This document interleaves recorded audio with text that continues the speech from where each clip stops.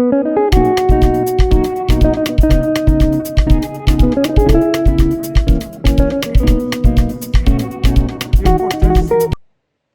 friend. Here I am at Newark Airport. We're heading down to Tampa today. This is the longest I've been without being on a plane since college. I haven't been on a plane since March 2020, coming back from Guatemala. I'm so excited today. I'm flying again, and I've been vaccinated, and I feel comfortable being on a plane.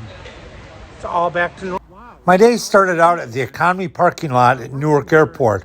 Wow, look at all those spaces. I guess traffic still isn't back to normal yet at Newark. If you're into plane spotting, one of the best places to plane spot at Newark is from the economy parking lot. Takeoffs and landings go right over the economy parking lot. Newark Airport was built in 1928. It's built 9 miles from Manhattan in a New Jersey marshland. Newark was New York's major airport until 1939 when LaGuardia Airport opened in Queens. Most airlines moved out of Newark in favor of the newer LaGuardia Airport. During World War II, Newark was closed to all commercial airline traffic in favor of military use. After World War II, commercial airline service did return to Newark Airport. However, most of the flights serviced cities east of the Mississippi. The first international flight took off from Newark Airport in 1958 when Eastern Airlines started service between Newark and Montreal.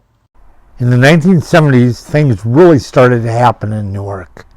3 new terminals were built in 1973. They were futuristic in design, with a main ticketing lobby and long halls that led to circular gate space. Terminals A and Terminals B opened immediately. Terminal C remained a shell, awaiting to be finished with future growth. In 1981, People Express hit the scene. They headquartered and hubbed at Newark Airport and grew rapidly. People Express used the old North Terminal as their hub and took the option for the shell at Terminal C.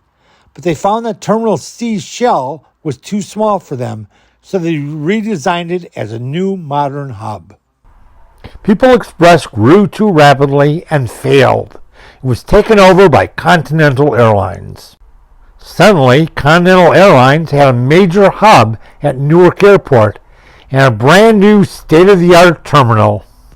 About the same time, Federal Express announced that they'd start a second major hub at Newark Airport. About the same time, Virgin Atlantic started service, and they picked Newark for their New York airport. United merged with Continental, and suddenly United found that it had a major hub at Newark Airport. Long story short, Newark simply outgrew itself.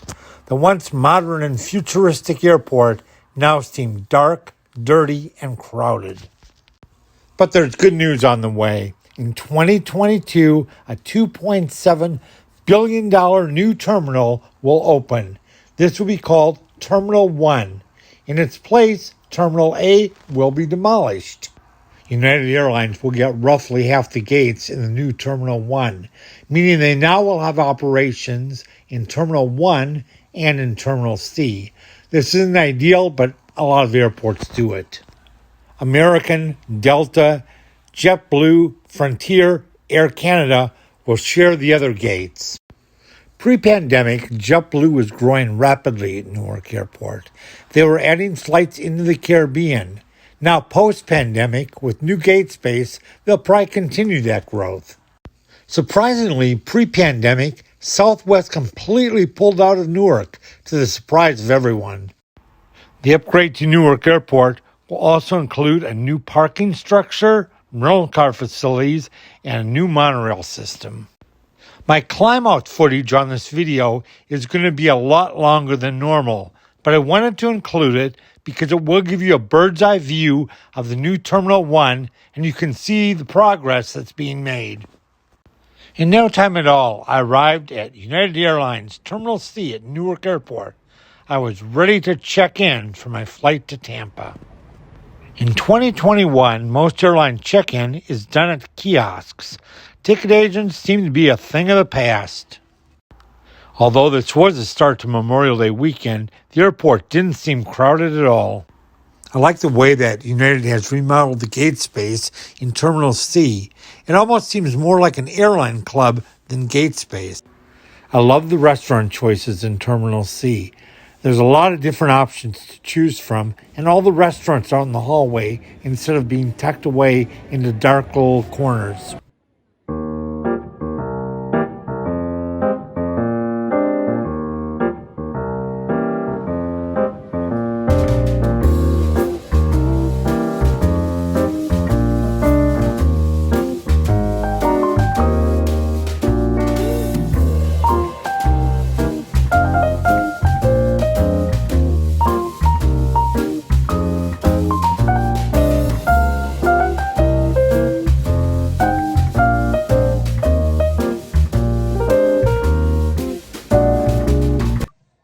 Lunch at Little Purse Dumplings in Newark Airport, Terminal C.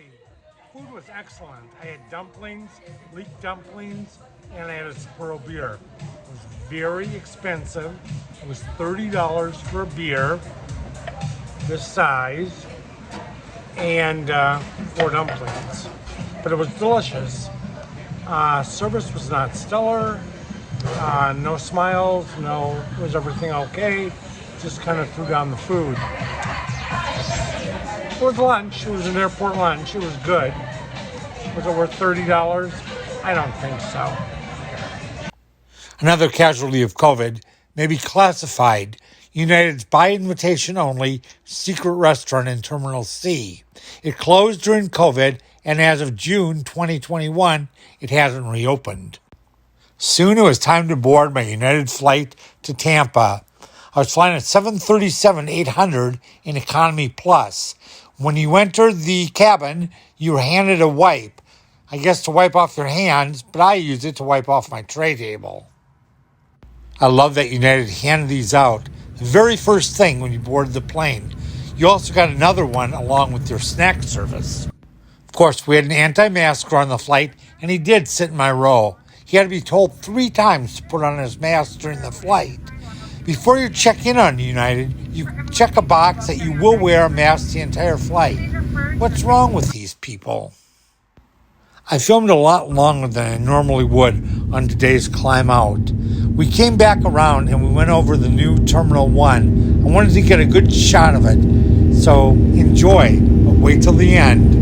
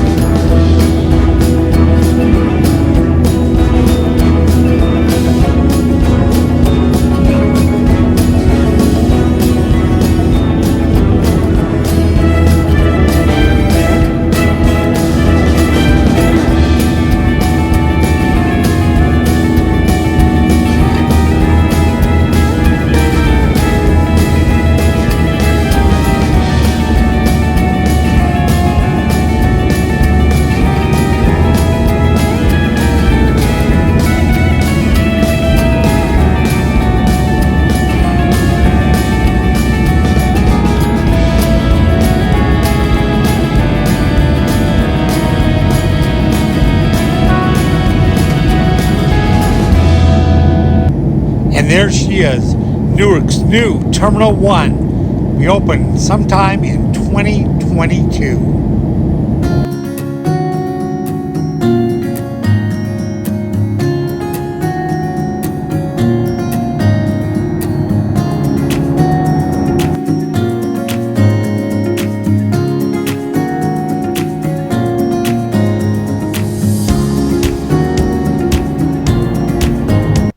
Since the pandemic, United's come up with these little bags for their snack service. In the bag, it included a bag of pretzels, a Biscoff cookie, and a handy wipe, plus a bottle of water. Come on now, what's better than a Biscoff cookie and a hot cup of coffee? It's probably one of my favorite treats on a plane. Besides easy to serve, these little bags full of snacks were easy to clean up. You just pop everything in and hand it to the flight attendant. Soon we were landing at Tampa International Airport, and we were greeted by a Silver Airways ATR, one of my favorite liveries in the United States. Some thoughts on flying post-pandemic. What's changed, what's not changed. First of all, Newark Airport, still pretty much New York Airport. It wasn't as crowded as it normally is, although my flight was fully booked. All the flights to Florida seem to be the flights that were booked. It was less crowded. The parking lot was easy to find. The one problem I did see was with TSA. Out of about 14 or 15 stations, they only had 2 manned. And there was a long line at the TSA. And that's not because there was a lot of passengers. That's because they cut down on people working. And that's kind of normal for this kind of thing. The bean counters kind of cut back staff, and it's not a good thing. The lines were long. They shouldn't have been long. There should have been enough people to work. They just cut back staff and made the lines long. So that should be changed because travel is coming back. The airports are getting more crowded, as attested by my flight, and they should bring back some staff and open up those positions. Newark does have the reputation of being the least friendly airport in the United States, and probably so. The weird thing was at TSA, I lost one of my shoes in the x-ray machine. One shoe came out and one shoe didn't. And to get somebody to talk to me and look me in the eye, I was really, really, really polite at first. Hey, can you help me? Hey, can you help me? Nobody would help me. They won't even look at me. Finally, I just basically grabbed somebody and I lost my shoe. And that worked in Newark. They kind of make you be mean. I like Newark. I like the United Terminal. The restaurants there are really good. I talked a little bit about classified being closed, but the restaurants are really good. I had a great meal. Couple things about it though. I had dumplings. I had a beer. It cost $30. And you order on the screen, and nobody talks to you. They kind of throw you your food, but they do expect you to tip 20%. That's common in the United States, but at least ask, how are you doing? Can we get you anything else? How was your meal? To toss a plate down in front of you and then ask for a 20% tip on a $30 meal, that's a little bit much. My flight was really good. United was great. The crew was absolutely spectacular. Plane was 100% full. And I was a little nervous about flying today, and being on a full flight didn't help. The plane was extremely clean. They hand out wipes when you walk on. They hand out wipes with dinner or lunch or snack, whatever I got. And It's all prepackaged. Again, the plane was really clean. They made like 20 announcements about wearing a mask, how they clean the plane, how they wash down the plane. But this is Florida, and there were about 4 people who were anti-maskers on the plane. One woman boarded in first class. She didn't have a mask on. She came in, and the gate agents let her on, but they let the flight attendants deal with it. So the flight attendants were the one that had to tell her to put on a mask. There was some 20-year-old kid who was in the first row of premium economy. He had to be told like 3 times, put on your mask. Somebody behind me wore the mask down over their nose, and he had to be told about 4 times.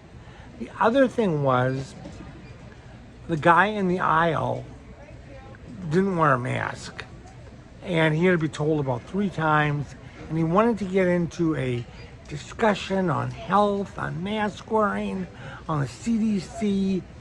These anti-maskers seem to be the ones who want to start an argument. They want to discuss it with everybody.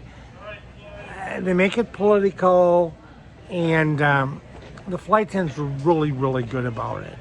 And this guy did that trick where when they gave him his bag of pretzels, he opened the bag and he took 1 pretzel at a time. Every time they would come by and look at him, he would be eating. He'd say he was eating, but he just made that bag of pretzels last forever without his mask on. And of course, United now has a new policy where they call you rows when you deplane. So the first 10 rows came, we were 11. He jumped up and he got off the plane. And he just wanted to start arguing with the flight attendants. And I really feel bad. I feel bad for the flight attendants now. Besides having to put up with people like smoking in the laboratories, bags that are too big, standing during taxi and takeoff, getting up before the plane's at the gate, having babies in exit rows, whatever the situation is, now they also have to deal with keeping people putting your mask on. And I just have a thought. I have a thought about that. When you check in with United, you have to check a box that you will wear a mask all during your flight. You agree to it. Airlines can set their rules. I don't care what you think about it. If you don't think masks work, if you think masks are a dumb thing, you agree to wear one. You know, if you fly Saudi, you can't wear shorts. You agree that you can't wear shorts. You can't get on the plane with shorts on. You have to wear long pants. That's their rules. That's their policy. They can do that. They can set that. If you want to wear shorts and fly, you can't fly Saudi. If you don't want to wear a mask, you can't fly United. You agree to the rules. Those are the rules. You know, if United wants to say, on Thursdays to fly with us, you have to wear a yellow hat. You have to wear a yellow hat. I don't care why people can't follow rules. And it's a thing that's happening in the United States, where people just want to argue about rules, and it's not a good thing. It's not a good thing.